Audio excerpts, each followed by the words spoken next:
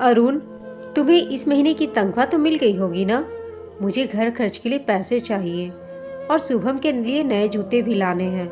बच्चा बड़ा हो गया है तो पुराने जूते उसके पाँव में फिट नहीं बैठते हैं। नेहा ने रात को सोने से पहले अपने पति अरुण से कहा। तभी अरुण बोला, तुम्हें सबकी चिंता है पर खुद के लिए भी जरा सोच लिया करो। तुम्हें भी तो अपने मायके भाई के गृह प्रवेश में जाना है, तो क्या तुम्हें नई साड़ी नहीं लेनी है? घर में सबके लिए सोचती हो, करती हो, पर खुद की ज़रूरतों को मार देती हो।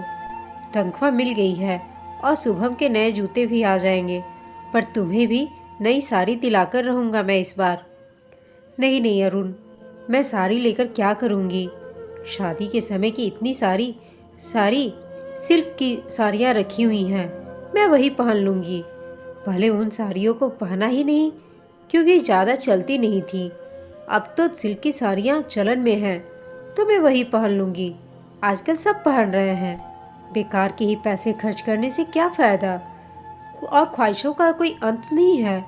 इन पैसों से मम्मी और पापा जी की 2 महीनों की दवाइयाँ आ जाएंगी। तुम पर भार भी नहीं पड़ेगा।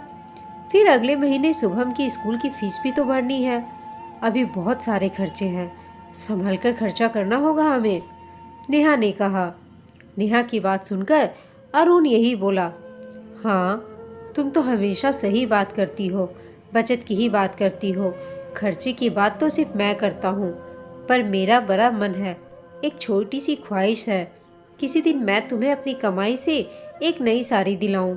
बहुत साल हो गए हैं, तुमने नई साड़ी नहीं ली है। नेहा बोली, कोई बात नहीं अरुण, तुम इतने निराश क्यों होते हो?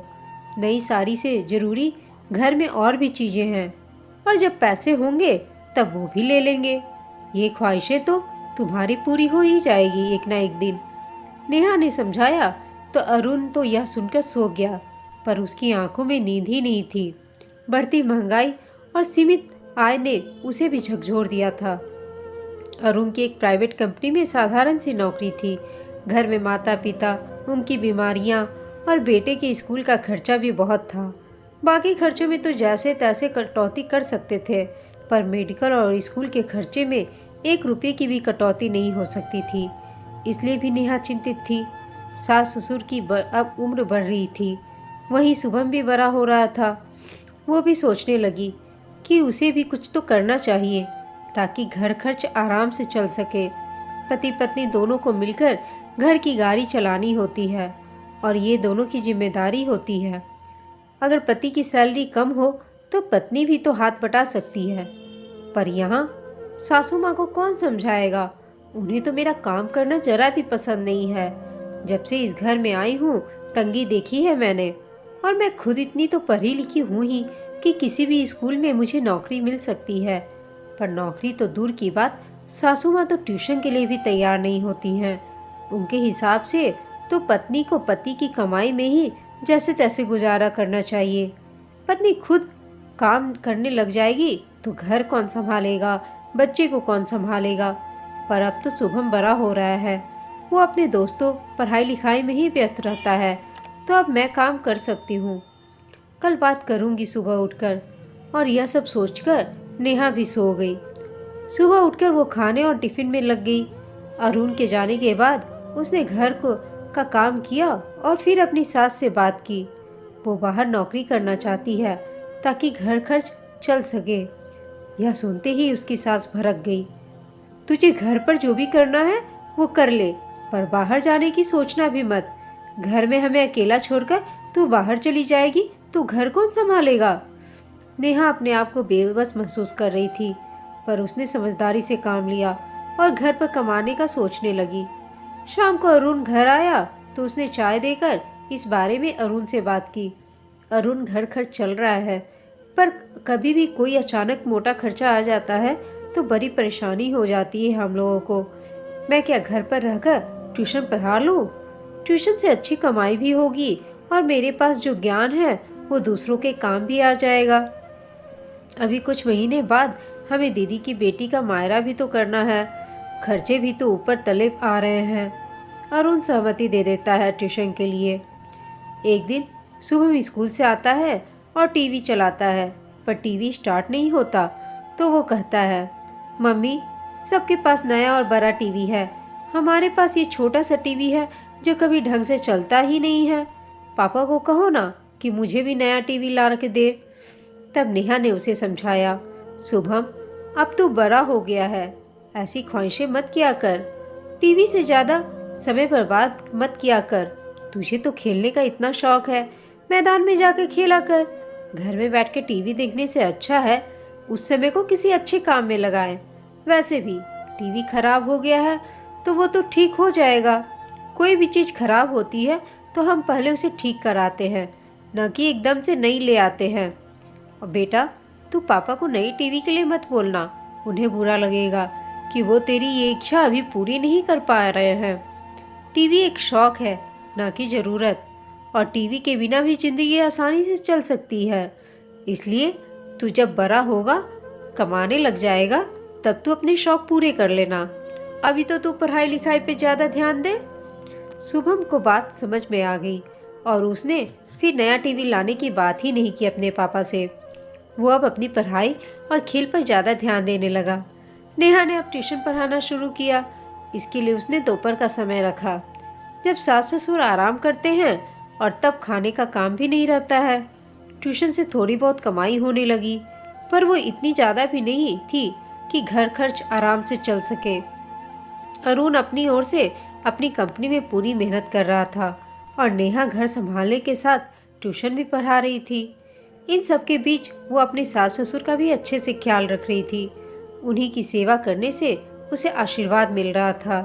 अब ट्यूशन के बच्चे भी बढ़ने लगे थे और कमाई भी बढ़ रही थी। पर यह सब करते हुए नेहा को सुबह से लेकर रात तक का समय लग जाता था। फिर भी वो पूरा काम करती थी। उसकी मेहनत और काम देखकर एक दिन उसकी सासू माँ बोली, बहू अब तो साफ सफाई के लिए मेड रख ले, थोड़ा आराम तुझे भी मिल जाएगा। तो नेहा बोली, मम्मी जी पैसे आने शुरू ही नहीं हुए कि आप खर्चे की बात कर रही हैं। साफ सफाई तो आधा घंटा में हो जाती है, उसके लिए मेड रखने की क्या ज़रूरत है। मुझे तो ये भी फालतू का खर्चा लगता है। फिर घर में कोई छोटा बच्चा तो है नहीं जो घर गंदा करेगा, और घर साफ ही रहता है, और मैं तो कर ही देती हूँ ना जितना हो पाता है। वैसे भी हाथ पैर चल रहे हैं, जब तक काम तो करूँगी, इससे मेरी कसरत भी हो जाती है, थोड़ा शरीर भी हिलता है। ट्यूशन पढ़ाने वक्त भी बैठी ही रहती हूँ। मेरा वजन ना बढ़े, इसके लिए ज़रूरी है कि मैं झाड़ू पोछा खुद से ही करूँ। मम्मी जी इन्हीं खर्चों में कटौती करके फालतू खर्च से बचा जा सकता है।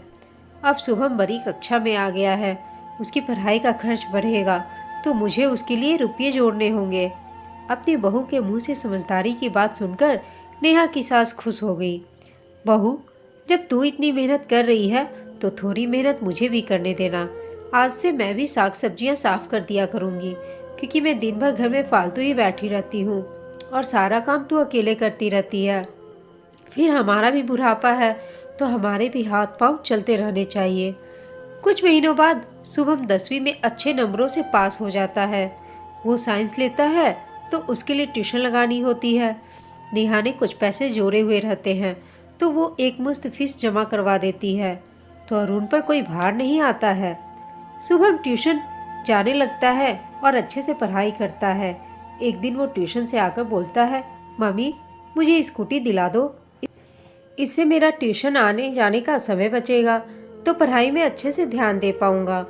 तब नेहा उसे फिर से समझाती है, बेटा तेरा कितना समय बचेगा, वैसे भी ट्यूशन सेंटर ज़्यादा दूर नहीं है और तू वहाँ साइकिल चलाकर भी तो जा सकता है, इससे तेरी सेहत भी सही रहेगी। सुबह से रात तक तो तू पढ़ता है, कोई व्यायाम वैसे भी नहीं हो पाता है तुझसे, और मैं तेरे पापा को स्कूटी दिलाने को नहीं कह सकती, अभी इतने पैसे नहीं हैं हम लोग के पास।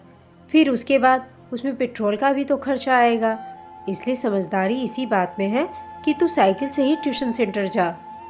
शुभम को बात समझ में आ जाती है, वो फिर जिद नहीं करता। नेहा की ट्यूशन क्लासेज चलती रहती है। कुछ महीने निकल जाते हैं। एक दिन नेहा की ननद घर आती है और वो मायरे के लिए बोलती है और लंबी चौड़ी सामान की लिस्ट थमा देती है, जिसे देखकर नेहा हैरान रह जाती है। साड़ियाँ, सोने के झुमके, सोने की 2 अंगूठियाँ, चांदी की 2 जोड़ी पायल, 21 शगुन के लिफाफे, ये सब अरुण कैसे करेंगे? अरुण तो ऑफिस से आया ही नहीं था। नेहा ने अपनी सास को कहा कि दीदी की इतनी मांग को वो पूरा नहीं कर पाएंगे, आप उन्हें समझा दें। मैं कहूँगी तो ननद को बुरा लग जाएगा। सास को घर की स्थिति अच्छे से पता थी, तो उन्होंने भी अपनी बेटी को समझाया कि अरुण और नेहा इतना नहीं कर पाएंगे। वो 5 साड़ियाँ, 1 जोड़ी चांदी के पायल और 2 शगुन के लिफाफे ही लाएंगे। अपनी माँ के मुंह से यह बात सुनकर बेटी मान गई, पर यही बात नेहा कहती तो शायद घर में हल्ला मच जाता। सब लोग शादी में जाने के लिए तैयार हो गए। नेहा ने साड़ियाँ अपने पास से निकाल दी जो कभी पहना नहीं था, और चांदी के पायल उसकी सास ने निकाल कर दे दी। अरुण ने शगुन के लिफाफे दे दिए। इस तरह अरुण पर भी कोई भार नहीं आया, वरना बहन की बेटी का मायरा भरने के लिए उसे उधार लेना पड़ता, फिर उसे चुकाने में दिक्कत होती। नेहा ने समझदार पत्नी बनकर अपने पति के चेहरे पर शिकन तक आने नहीं दी। शादी से सब लोग आए थे कि एक दिन अरुण ऑफिस से मुंह लटका कर आया। पता लगा कि कुछ कर्मचारियों को कंपनी में छटनी हुई है, तो उसे भी काम से बाहर निकाल दिया गया है। परिवार में जो कमाई आती थी अब वो भी खत्म हो गई। अरुण एकदम निराश हो गया था, पर नेहा ने हिम्मत नहीं हारी। उसने अपने पति को समझाया और कहा कि मुसीबत में इस तरह निराश नहीं होते हैं। ईश्वर ने एक रास्ता बंद किया है तो दूसरा खुला भी रखा होगा। रात को नेहा सो गई, लेकिन उसे नींद नहीं आई। सुबह तक सोचती रही। दोपहर को जब ट्यूशन के बच्चे आए तो उसका दिमाग दौड़ा। उसने अरुण को कहा कि तुम भी ट्यूशन क्यों नहीं पढ़ा लेते? तुम्हारी गणित विषय में इतनी अच्छी पकड़ है तो तुम्हें तो ट्यूशन लेनी चाहिए। अब देखो ना, मेरे पास जो बच्चे आते हैं उनमें से गणित विषय के लिए भी आते हैं, इसलिए तुम अलग से गणित की क्लासेस ले लो। कुछ को केवल गणित ही पढ़ना है। अरुण को भी अपनी पत्नी की बात जच गई, तो उसने भी लोगों से संपर्क किया, तो धीरे धीरे बच्चे आने लगे। वो बहुत ही अच्छे से पढ़ाता था गणित, तो बच्चों की तादाद भी बढ़ने लगी। अब दोनों मिलकर बहुत अच्छा कमाने लगे। उन्होंने अलग से किराए पर घर ले लिया और अब और लोगों को भी पढ़ाने के लिए रख लिया। अब उनका कोचिंग सेंटर शहर का नामी गिरामी कोचिंग सेंटर बन चुका था। वहाँ विद्यार्थियों की तादाद भी बढ़ गई। उनके द्वारा पढ़ाए गए बच्चे ऊंची नौकरी करने लगे। आज बहुत शुभ दिन था। उनके कोचिंग सेंटर का स्थापना दिवस था। नेहा तैयार हो रही थी, तभी अरुण ने हाथों में एक पैकेट लिया। मेरी तरफ से ये तो उपहार तुम्हारे लिए है नेहा, मेरी छोटी सी ख्वाहिश। अरुण नेहा के लिए एक नई साड़ी लाया था, जिसे देखकर नेहा की आंखें खुशी से भर गईं।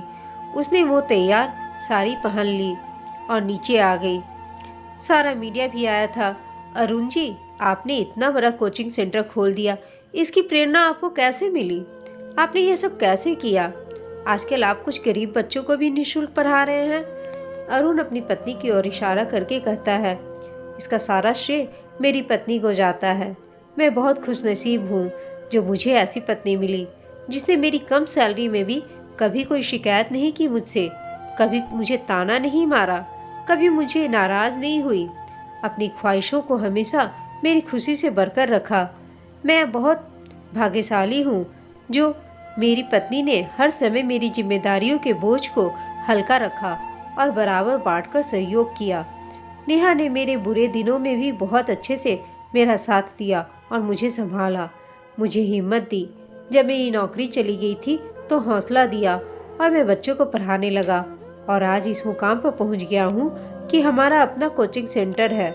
मुझे अपनी पत्नी पर गर्व है, और अब मेरे बेटे ने भी अपनी इंजीनियरिंग पूरी कर ली है और अब वो भी इसी कोचिंग सेंटर से जुड़ेगा और बच्चों को पढ़ाएगा। पूरा हॉल तालियों की गड़गड़ाहट से गूंजने लगा।